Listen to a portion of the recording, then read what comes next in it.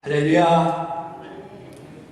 오늘은 예수님만 바라본 교회 시리즈 6번째, 교회는 신앙 고백이 있는 곳입니다 라는 제목으로 말씀에 함께 은혜를 나누고자 합니다.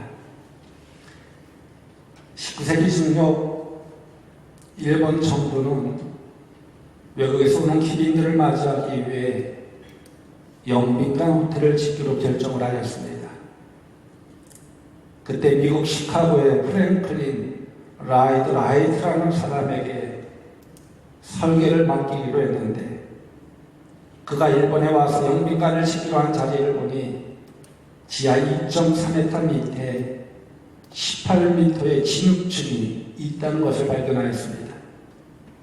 그래서 이 땅은 집 짓기에 적합하지 않은 땅이니 다른 곳에 영빈관을 짓도록 해달라고 일본 정부에 요청했으나 일본 정부가 허락지 않아 하는 수 없이 그곳에 호텔을 짓기로 하였습니다.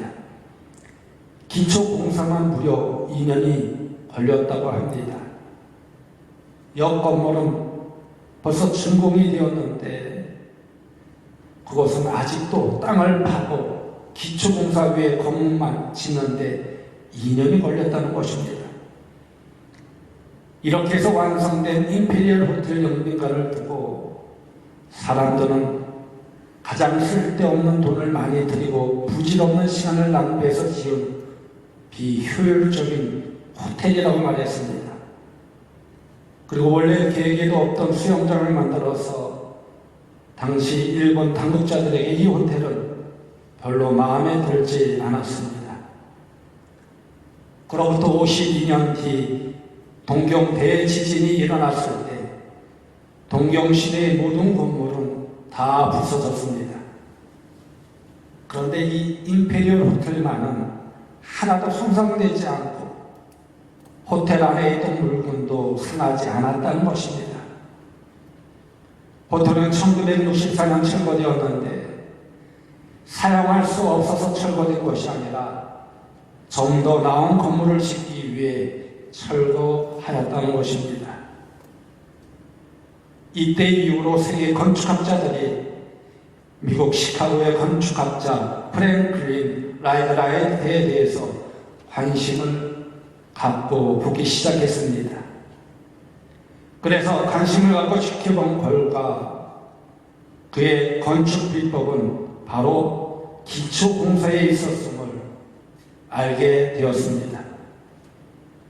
이처럼 기초가 튼튼하지 못한 건물은요, 금방 무너져 버린다는 것입니다. 그러나 기초가 튼튼하면요, 어떤 비바람이 몰아쳐와도 끝도 없다라는 것입니다. 우리의 인생도 마찬가지입니다. 인생의 기초를 잘못 세운 사람들은요, 원치 않는 어려움이 다가올 때 곧 무너지고 맙니다. 스스로 자기 인생을 포기하고 망가지는 인생을 살더라는 것입니다. 우리나라가 IMF가 터졌을 때 불과 한 달 만에 만여 명의 가정이 이혼으로 끼워졌다고 합니다. 그러나 동시에 수많은 가정이 위기 속에서 가정의 불안을 종식시키고 하나 되어 복된 가족으로 변화된 상반된 그 현상들을 보았습니다. 이처럼 기초가 튼튼한 사람들과 가정은요, 어떤 어려움이 닥쳐온다 할지라도 흔들림이 없다라는 것입니다. 그러나 기초가 튼튼하지 못한 개인이나 가정들은 그냥 무너져 내린다는 것입니다. 그렇다면 여러분, 오늘 여러분이 가지고 있는 문제와 아픔으로 혹 흔들리고 있지는 않습니까? 개인이 세웠던 꿈과 계획들이 흔들리고 옳다고 생각했던 것들이 무너지고 있지는 않습니까? 여러분 가정과 사업터는 어떻습니까? 오늘날 우리나라 경제와 정치의 기반들은 또 어떻습니까? 모든 것이 요동하여 균열이 생기고 흔들리고 있다면 그 이유 중에 근본적인 문제는 나는 어디에 기초하고 있는가? 바로 이것을 점검해 보아야 된다고 생각을 합니다. 여러분, 교회도 마찬가지입니다. 교회가 여러 가지 문제들로 고통당하고 있다면 주님께서 제자들에게 너희는 나를 누구라 하느냐고 하신 이 질문에 함께 관심을 갖고 살펴보아야 할 것입니다. 예수님께서 제자들과 2년반을 함께 지내셨습니다. 이제 6개월이 뒤면 예수님은 제자들에게 모든 것을 맡기고 십자가에 못 박혀 이 세상을 떠나야 하는데 제자들이 대체 자기를 누구로 알고 있는지 예수님은 궁금하셨습니다. 그래서 가이사 빌립보라는 휴양 도시에 제자들을 데리고 올라가서 이런 질문을 던집니다. 다른 사람들이 나를 누구라 하더냐? 그때 제자들이 앞을 다투어 이야기합니다. 엘리야입니다. 선지자입니다. 셀리언입니다. 예레미야입니다. 그런데 예수님은 그 대답의 반응을 보이지 않고 또다시 이러한 질문을 던집니다. 그렇다면 너희는 나를 누구라 하느냐? 예수님은 그때 제자들에게만 던지는 것이 아니라 오늘 우리들에게도 역시 동일하게 묻고 계시다는 것입니다. 너희가 교회에 와서 예배드리고 찬송하고 헌금하고 교회에서 봉사 열심히 하는 이 모든 것의 기초가 바로 어디에 있느냐는 것입니다. 그리고 무엇 때문에 그렇게 하느냐는 것입니다.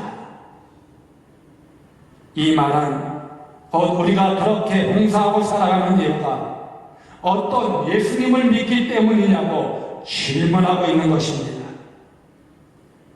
그때 베드로가 이렇게 대답합니다.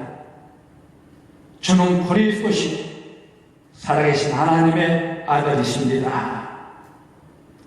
그러자 예수님께서 바요나 시몬아 내가 복이 있도다 라고 칭찬하신 모습을 볼 수 있습니다. 그런데 여기서 말하는 복은요, 우리가 죽고 난 다음 내세의 복을 말하는 것이 아닙니다. 예수님을 구세주로 믿고 사는 사람들에게 현재 임하는 하나님의 나라의 복을 의미하여 주고 있는 것입니다. 그러한 복을 하는 자체가 바로 복된 인생이라는 것입니다. 그렇다면 오늘 주는 그리스도시요 하나님의 아들이십니다라고 하는 이 고백을 할 수 있다면 현재 하나님 나라의 복이 우리에게만 아니라 미래에 약속된 하나님 나라에서도 기쁨을 누리게 된다는 것입니다.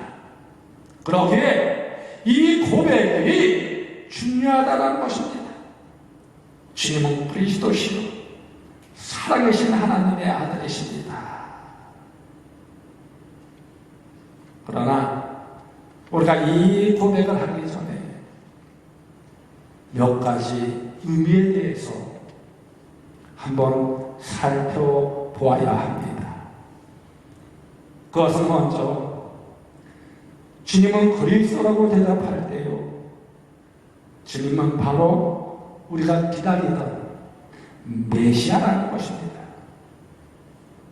이 메시아를 헬라어 문법상으로 보면 우리가 기다렸던 메시아, 그 주님이 바로 당신이라는 것입니다. 그리스도라는 표현은요, 크리스토스라고 합니다. 이 크리스토스라는 단어는 기름 부음 받다라는 뜻을 가지고 있습니다. 구약에 보면요, 기름 부음 받은 사람을 세 종류로 나누고 있습니다. 그 첫째, 왕을 세울 때 기름 부음을 받습니다. 두 번째는 선지자를 세울 때 기름 부음을 받습니다. 세 번째, 제사장을 세울 때 기름 부음을 받습니다.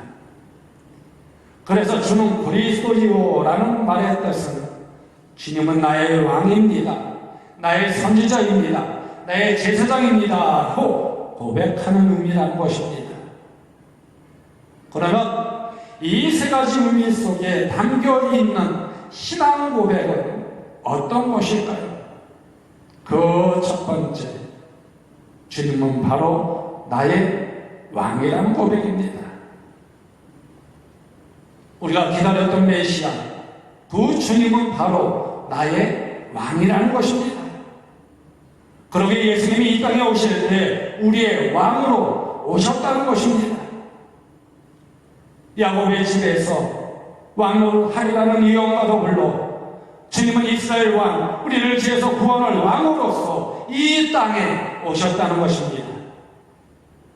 예루살렘 성에 입성할 때도 빌라도 법정에서도 내가 왕이라 물었을 때 주님은 무엇이라 말했습니까?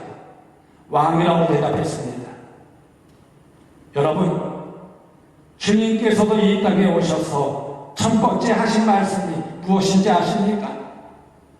회개하라, 천국에 가까웠느니라 라고 말씀하셨습니다. 그러게 예수님의 사역 중심은 하나님 나라였는데 곧 임할 하나님 나라의 왕국 왕이 바로 예수님이라는 것입니다. 그러나 예수님은요, 세상의 왕과는 달랐습니다. 세상의 왕은 백성을 가지고 있고 영토를 가지고 있고 주권을 가지고 있는데, 왕 대신 예수님은 예수님의 통치가 이루어지는 곳은 어디나 하나님 나라였습니다. 더 쉽게 말하면 하나님 명령을 내가 순종하면 내 마음이 하나님 나라가 된다는 것입니다. 내 이웃과 이웃 사이의 관계가 하나님의 명령대로 이루어지면 그것도 하나님 나라가 된다는 것입니다. 가정과 교회도 하나님 명령 앞에 순종하면 그것이 바로 하나님 나라라고 하는 아주 절묘한 영토 개념을 갖고 계신 왕이십니다. 그러기에 예수님을 마음으로 모신 곳에는 어느 곳이든지 어느 때든지 예수님 말씀대로 뜻대로 순종하는 일들이 일어나야 된다는 것입니다. 예수님 말씀에 순종할 때 그곳에 하나님의 능력과 하나님의 역사와 하나님의 기적이 나타나게 된다는 것입니다. 한 예를 들까요? 예수님께서 원수를 사랑하라 라고 말씀하셨습니다. 원수를 사랑하는 것이 예수님의 말씀이며 예수님의 뜻이라는 것입니다. 그러나 원수를 사랑하지 못하고 미워하는 것은 예수님의 말씀일까요? 말씀이 아닐까요? 아니라는 것입니다. 원수를 사랑하라고 말씀하셨기에 그 말씀대로 순종하는 것이 바로 하나님의 뜻이고 하나님 나라를 이루는 역사라는 것입니다. 불순종할 때 어떻게 되나요? 하나님의 뜻을 거스르게 되는 거예요. 이 자리에서도 마찬가지입니다. 우리가 지금 하나님께 예배드리고 있습니다. 예배드리는 이 장소에서 우리의 마음이 시기하고 또 다투고 분냄과 또 여러 가지 나쁜 생각을 하고 있다면 하나님의 마음일까요? 하나님의 마음이 아닐까요? 하나님의 마음이 아니라는 것입니다. 하나님께 순종하는 것이 아니라는 것입니다. 그러기에 이 왕은 자기의 통치를 받는 백성들을 징계하고 채찍으로 다스리고 세금을 거두는 그런 왕이 아니라 위와 희락과 화평을 나눠주는 화평의 왕이라는 것입니다. 다시 말해 주님의 통치를 받는 마음과 가정과 교회에는 하나님의 의가 살아나서 화평과 평강이 넘치는 모습이 되게 된다는 것입니다. 여러분, 아브라함을 한번 보십시오. 아브라함은 백세의 아들을 낳았습니다. 백세에 얻은 아들은 얼마나 귀할까요? 아마도 자기 눈에 넣어도 아프지 않을 것입니다. 그리고 이 아들은 약속의 아들이었습니다. 그러나 하나님께 바치러 가셨을 때 아브라함은 어떻게 했습니까? 하나님, 내가 다른 것은 다 드릴 수 있는데 이 아들만큼은 절대로 안 됩니다. 이렇게 고백했습니까? 아닙니다. 만약 그가 하나님의 명령을 듣지 않았다면 하나님의 통치를 받는 하나님 나라의 백성이 되지 못했을 것입니다.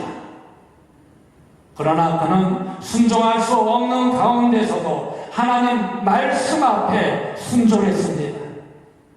그에게 하나님 나라의 통치가 이루어져 의와 희락과 축복과 평강이 그를 통해 이루어지는 모습을 볼 수가 있습니다. 그래서 개역 한글 성경에 보면요, 아브라함을 복의 근원으로 삼으셨다고 말씀하여 주고 있습니다. 그렇다면 여러분은 누구를 섬기면서 살아왔습니까?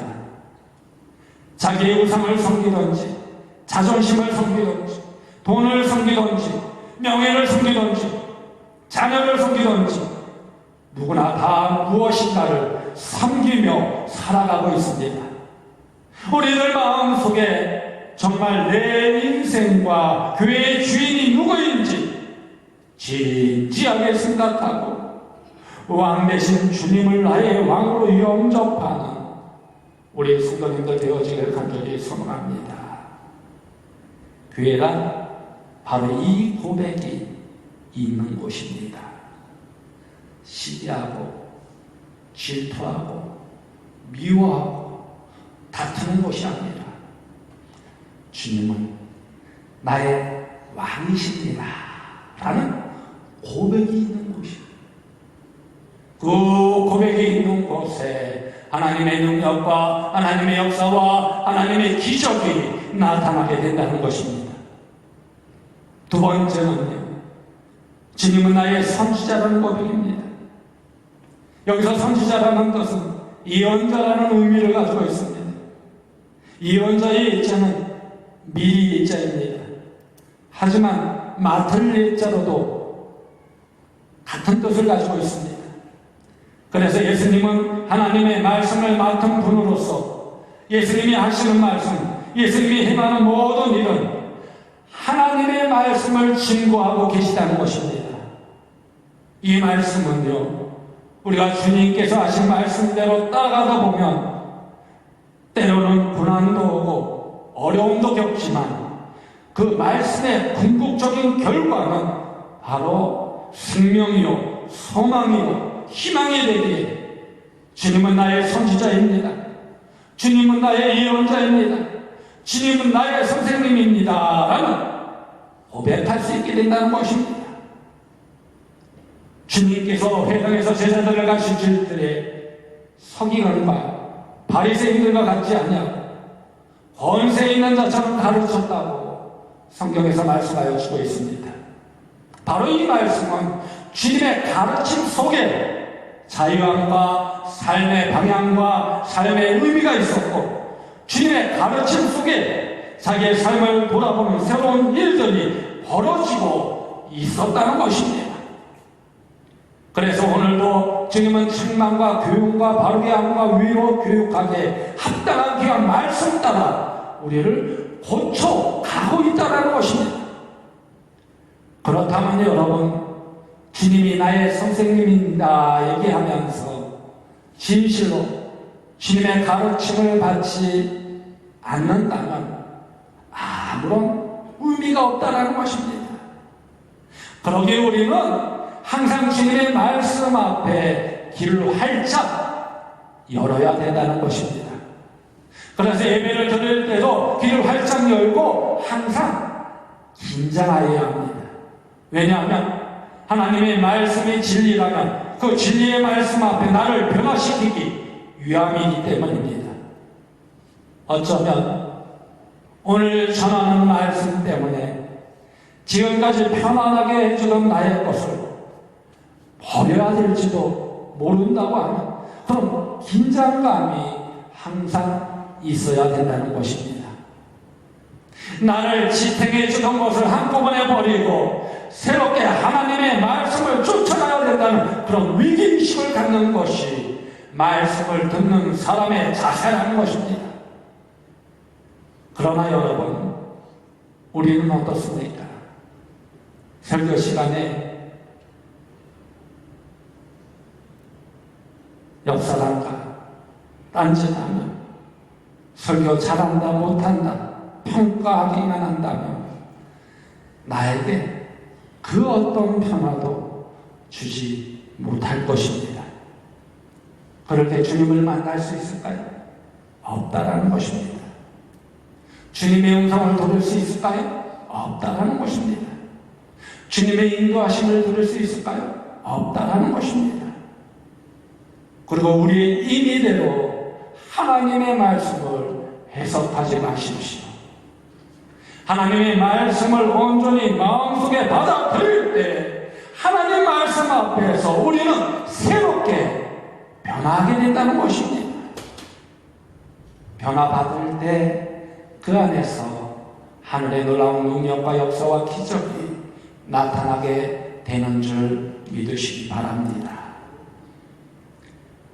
난 사탄의 왕관을 벗었습니다 라는 책이 있어요. 책 제목이 참 재미있죠. 난 사탄의 왕관을 벗었습니다. 악한 영이죠. 당군교 교주를 했던 분이 예수님을 믿고 난 다음에 썼던 책입니다. 서울시내 유명한 그리스도인들의 상당수가 모두 자기 고객들이었다는 사실을 그 책 속에 이야기했습니다. 이름을 이야기하면 알 수도 있는 아주 유명한 그리스도인들이 귀신을 추종하고 신통하다고 소문이 난 자기에게 와서 미래를 물어보더라는 것입니다. 장래를 구하더라는 것입니다. 이것은 무엇을 의미하는 것일까요? 오히려 우리를 죽이는 지식이 참 지식인 줄 알고 따라가는 사람들이 많다는 것입니다. 정말 하나님의 가르침이 나에게 있어서 참 생명인 줄 모르고 믿는 분들이 많다는 것입니다. 이 사실을 깨닫고 주님은 나의 그리스도입니다라고 고백하며 말씀 앞에 나의 삶을 내려놓고 그분께 나의 주권을 내어 맡길 때 하나님 말씀대로 살게 되더라는 것입니다. 그러면서 하나님, 내 삶을 생명의 말씀처럼 살아가길 원합니다. 내 삶을 하나님의 생명의 말씀처럼 살아가길 원합니다 라고 고백을 드리게 됐다는 것입니다. 한번 저를 따라해 주시기 바랍니다. 하나님, 내 삶을 하나님 생명의 말씀처럼 살아가길 원합니다. 하나님, 내 삶을 하나님 생명의 말씀처럼 살아가길 원합니다. 이러한 고백이 우리 성도들의 고백이 되어지기를 간절히 소망합니다. 이 고백 위에 하나님의 능력과 역사와 기적이 나타나게 된다는 것입니다. 이 교회는 바로 이 고백이 있는 곳이라는 것입니다. 그리고 마지막 세 번째로 주님은 나의 대제사장이 되신다는 그 고백입니다. 우리 하나님은 절대적인 권능을 가지신 분으로 또한 죄에 대해서 용납하지 않으시는 분이십니다. 여러분, 우리는 하나님 앞에 죄를 범함으로 주님의 약속으로부터 멀어진 백성입니다. 그러나 예수님께서 이 땅에 오셔서 우리 죄를 대신해 십자가에 못 박혀 죽으시고 보배로운 피를 흘려주심으로 하나님과 다시 하나가 되었습니다. 하나님의 은혜의 보좌 앞에 담대히 나아가게 되었다는 것입니다. 그래서 주님께서 우리의 역할을 대신해 주신 대제사장이 되어주셨다는 것입니다. 히브리서 4장 14절에서 16절 말씀에 보면요, 그러므로 우리에게 큰 대제사장이 계시니 승천하시니 곧 하나님의 아들 예수시라. 우리가 믿는 도리를 굳게 잡을지어다. 우리에게 있는 대제사장은 우리의 연약함을 동정하지 못하실 이가 아니요 모든 일에 우리와 똑같이 시험을 받으신 이로되 죄는 없으시니라. 그러므로 우리는 긍휼하심을 받고 때를 따라 돕는 은혜를 얻기 위하여 은혜의 보좌 앞에 담대히 나아갈 것이니라 라고 하셨습니다. 이 말씀은 예수님이 나의 제사장이 되어주시고 나의 허물과 죄와 인생의 무거운 짐을 능히 짊어지시고 해결해 주시는 분이라는 것을 고백하는 것입니다. 그럴 때 우리는 어떻게 될까요? 그분 앞에 기도하게 된다는 것입니다. 그 안에 내 죄를 위하여 돌아가신 주님을 향해 감격과 기쁨이 그 마음속에서 솟아나게 된다는 것입니다. 그 마음에 솟아나게 될 때 하나님의 능력과 역사와 기적이 나타나게 되는 줄 여러분 믿으시기 바랍니다. 흑인 노예 해방을 위해서 일했던 미국의 제16대 대통령이 있습니다. 누구일까요? 링컨 대통령입니다.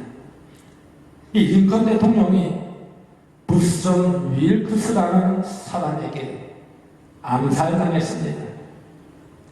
그래서 장례식 행렬이 지나갈 때 한 흑인 어머니가 얘야, 저분을 보아라. 저분이 너를 구속해서 자유하게 하신 분이다 라고 감격해서 소리를 질렀다고 합니다. 여러분, 노예에서 해방시킨 링컨의 시신을 향해서 외쳤다가 오늘 우리는 이 자리에서 살아계신 하나님을 향하여 저 주님을 보라, 저 십자가의 주님을 보라고 외쳐야 하지 않겠냐는 것입니다.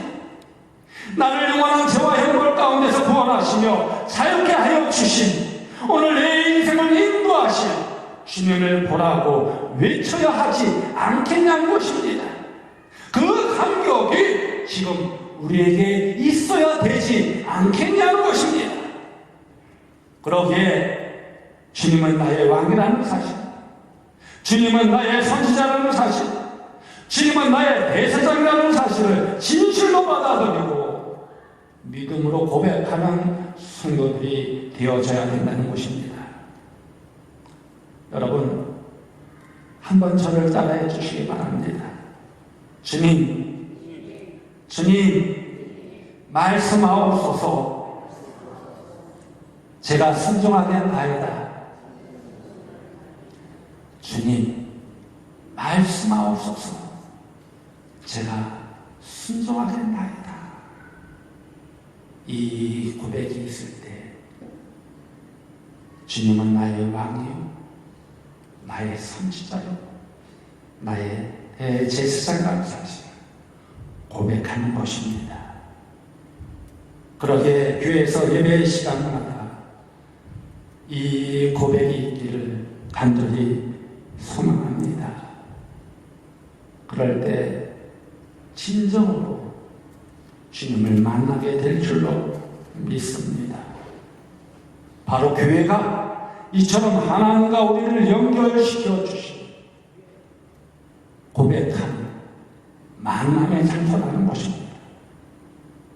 그러게 교회에서 예배 시간마다 하나님 말씀에 귀 기울이며 믿음으로 고백할 수 있는 여러분들 되어주기를 간절히 소망합니다. 그 고백을 통해서 주님과의 만남을 통해 하나님의 능력과 하나님의 역사와 하나님의 기적을 체험하는 우리 모든 성도님들 되어주기를 간절히 소망합니다.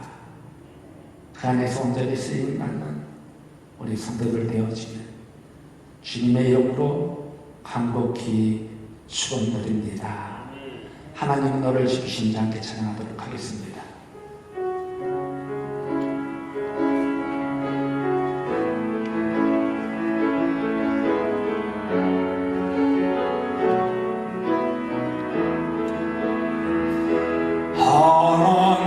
하나님은 너를 지키시는 자 너의 우편에 그늘 대시니 낮의 해와 밤의 달도 너를 해치 못하. 하나님은 너를 지키시는 자 하나님은 너를 지키시는 자 너의 환난을 명쾌하시니 그가 너를 지키시니라. 너의 출입을 지키시. 눈을 들어 산을 보아라. 눈을 들어 산을 보아라. 너의 도움 어디서 오나. 천지 지으신 너를 만드신 여호와께로다.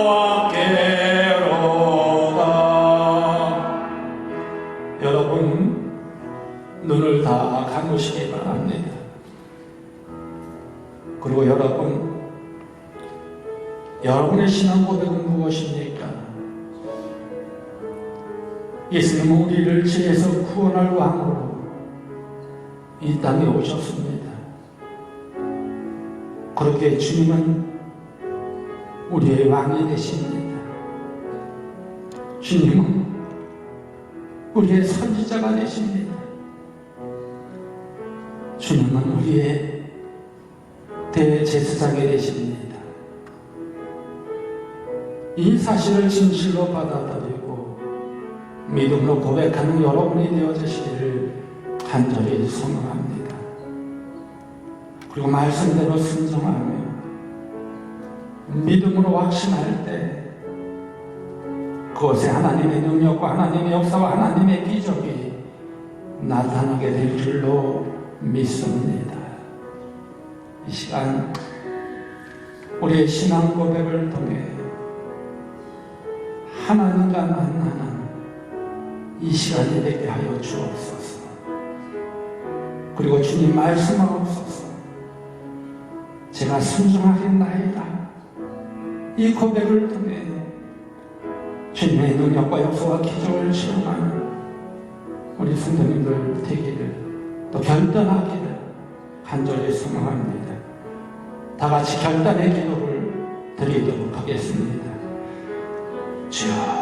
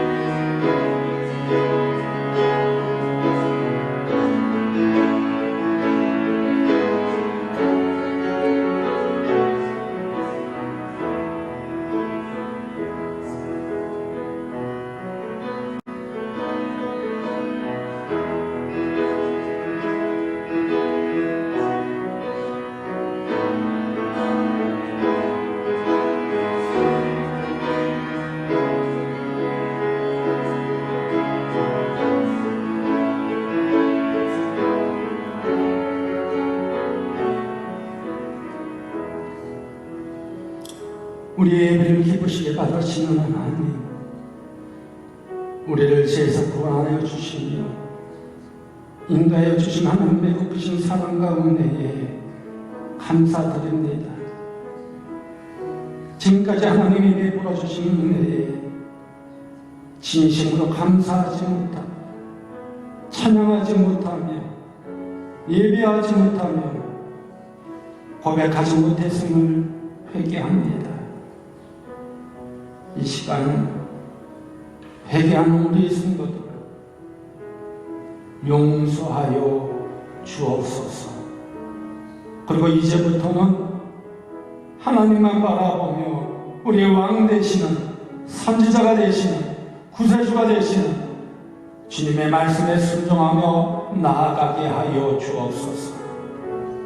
그리고 신령과 진정으로 하나님이 베풀어 주신 그 은혜에 감사하며 찬양하며 예배하며 신앙 고백하게 하여 주옵소서.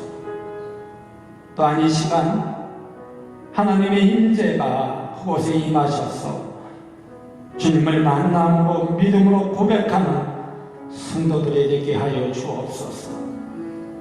그 안에서 모든 문제가 해결되어지며 하늘의 놀라운 능력과 역사와 기적을 체험케 하여 주옵소서. 그리하여 하나님의 은혜를 항상 고백하며 예배하는 가운데 어떤 유혹과 어려움 속에서도 흔들리지 않고 주님 주신 사명 잘 감당하는 축복의 자녀들이 되게 하여 주옵소서. 예수님의 이름으로 감사하며 축복하며 기도드리옵나이다. 아멘.